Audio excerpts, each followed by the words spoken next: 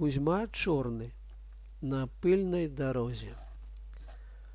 Пообапал жвирыстой дороги колышется летошний быльник, и весновая ширыня вея над необдымным полем. Небо синее, сонечное. Над дорогою тонкий, як туман, подымается пыл.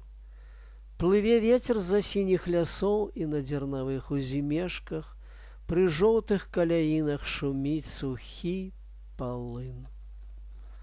Моцна думаюць голыя яшчэ кусты, а за імі далей пярэсцяцца колеры зямлі. Зялёныя ўзгоркі, ціхія лагчыны, рэдкія чорныя палосы першай раллі і леташняя шэрань веснавой цаліны. Вецер прынёс аднекуль сухі жмут аўсянай саломы, прыпёр да сухога быльнікавага куста, растрасае патроху і разганяе па саломіне ў полі. Салома звонка шалясціць і навявае задумённасць вялікай далечыні. Моцна шуміць яшчэ нейкае зелля, перазімаваўшае, падгніўшае, цяпер сухое і шэрае. У яго галоўках захаваліся, мусіць, зярняты. Маленькія порсткія птушкі гаварлівымі сем'ямі прылятаюць і клююць іх. Дарога ад таго, што шырокая, ветраная і пыльная, вясёлая. Шырокі паварот з яе ў горад. Горад блізка і не відзен за блізкімі ўзгоркамі, і каля павароту куча бітых каменняў, пры зямлі абмалёваная зялёным шлакам травы. Нам слаўна было сядзець тут на гэтых каменнях. І мы сядзелі, сушылі на ветры спацеўшыя шыі і маўчалі. Шмат было перагаворана дарогаю. Паволі прайшлі мы з ім разам 30 вёрст. Многа я зразумеў у яго без слоў, і цяпер трэба было разысціся таксама, як выпадкова сышліся на дарозе. Было яму год 12, а я ішоў у горад, дзе ўжо жыў. Убачыў быў я яго пасярод дарогі. Ён стаяў, растапырыўшы босыя ногі ў палатняных портках, і трымаў у руках шапку. «Што ты робіш?» – запытаў я, праходзячы міма.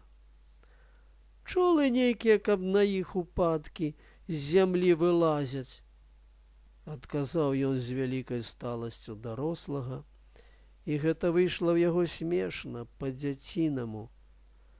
«Адна ліха ёй джала дала мне ў нагу, чорт яе бачыў, ішоў ды наступіў». І ён даў раптам з-за вуха шапкаю па зямлі і з расчараваннем сказаў: «Уцякла, каб яна здохла», і пайшоў са мною. «Куды ты ідзеш?» «Гэта я іду на хутары па брата. Ён там цэлую зіму служыў, значыцца. А гэта як памёр айчым наш, дык трэба, каб дома быў. Не, канешне, яму было і так ісці. Але што ты парадзіш?» «А даўно айчым памёр?» «Нядаўна». «А маці жыве?» «Маці жыве». «А больш хто ў вас ёсць?» «А больш у нас яшчэ дзяўчыны 2 ёсць, старшыя за мяне сёстры. Дык яны дома, нідзе не служылі, бо яны хоць бабы, але цвярдзейшыя за Васіля. Дык айчым іх не мог выкуріць з хаты». «А хіба ён выкурваў?» «Уга! Ён чуць Васіля на той свет не адправіў, як пачаў грызці. Дык той і пайшоў у людзі. Маці што? Дык жа ён чуць і мацеру ў труну не ўвагнаў. Азіят нейкі быў, а не чалавек. Гаварыў ён стала, як дарослы. І відно было, што пражытыя на свеце 12 год навучылі яго многаму. Паказалі яму многа бакоў жыцця, накалілі яго і давялі да вострай цвёрдасці. І цяпер ён ішоў па брата адзін па пустой ветранай дарозе. Ён і забаўляўся ідучы, і разважаў стала, і наглядаў, і абдумваў. Твар яго у лішаях ад сонца і ветру меў на сабе ўсе адзнакі халоднай сталасці і прывычкі, вялікае лічыць часам малым. І толькі калі-нікалі прарываліся ў ім незгладжаныя яшчэ дзіцячыя манеры. А ты гаспадарыў ужо? Я летась адзін паараў усё, айчым тады ўжо хварэць пачаў. А цяпер айчыма шкада? Цяпер не, але шкада маткі, бо яна нездараўчаная вельмі. Хто яе ведае, ці пажыве яна доўга на свеце? Мы то не прападом, мы ж усе ўжо ўзняліся на ногі, але яна як? Мы ж яшчэ яе нічым не пацешылі. Ён моцна аб нечым стаў думаць і змоўк. І твар яго раптам ажыў. Пачалі, як цені ад хмару ветраны дзень, па зямлі праходзіць па твары яго адзнакі перажытага смутку і ўздымаў. Адбітак як бы нейкай мудрасці пазнання жыцця з'явіўся на ім. І ўпэўненасць у неабходнай патрэбе пацешыць матку. І моцнае жаданне гэтага, важнае і для яе, і для яго. І зусім не адбілася на твары яго непаразумення перад тым, што гэта ж сам ён нічым яшчэ не пацешыўся. Толькі хутка шырокае нешта і надзвычай тонкае лягло на гэты сталы і глыбокі твар. І яно паведаміла пра вялікую ўцеху, вылаўленую ў жыцці з самога жадання пацешыць матку, з самога працэсу падарожжа па брата і ва ўсім, што даводзілася рабіць, у самым тым, што трэба было дзейнічаць. У тым, што ён сказаў, было сказана самае важнае, і ўсё іншае стала зразумела, і была асалода глядзець на гэты сталы не па-дзяцінаму твар. Ён шырока ступаў па пыльнай дарозе. Тым часам так, загаварыў ён, хутка аўсы будзем сеяць. І зноў змоўк і задумаўся. Ногі баляць, падаў ён яшчэ голас. Я цяпер паляжаў бы, скурчыўшыся пад кустамі дзе на сонцы, але да вечара дайсці трэба. І ўжо ў менш, як мне здалося, значных гаворках і многа моўчачы, прайшлі мы астатак дарогі да павароту і на каменнях прыпыніліся.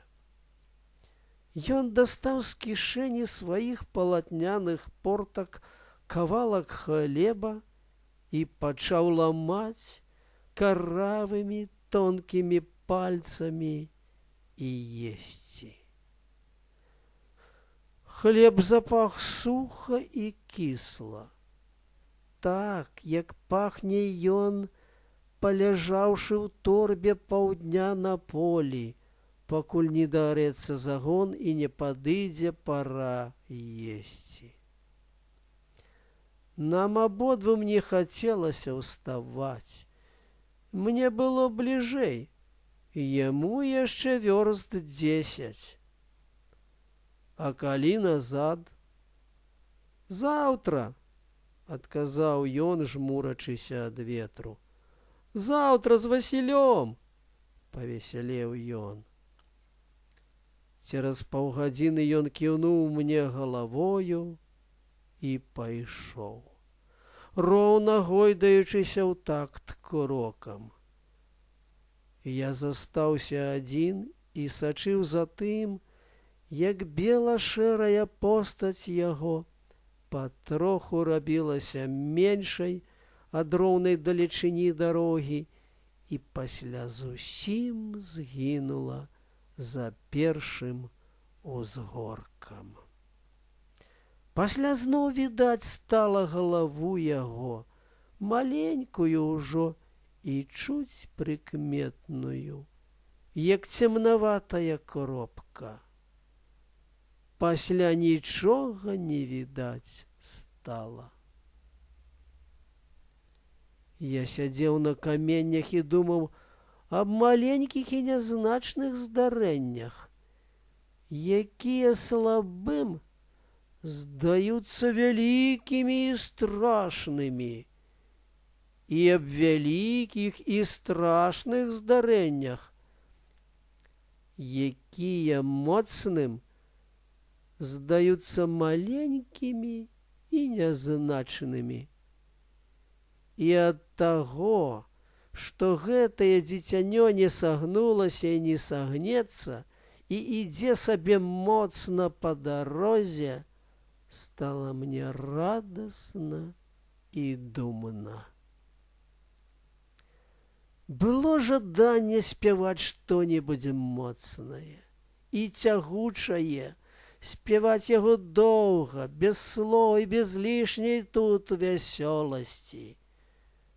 Будзем зараз аўсы сеяць, прыпомніў я яго хрыплыя словы. Аўсы будуць улетку шумець тут паабапал дарогі, і радасная зямля ўсцешыць чалавека.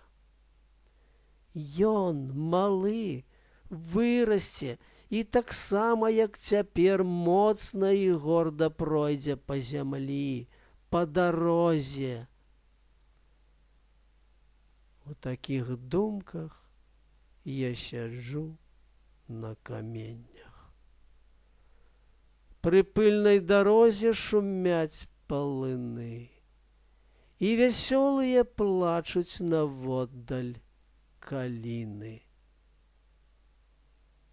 1926 год.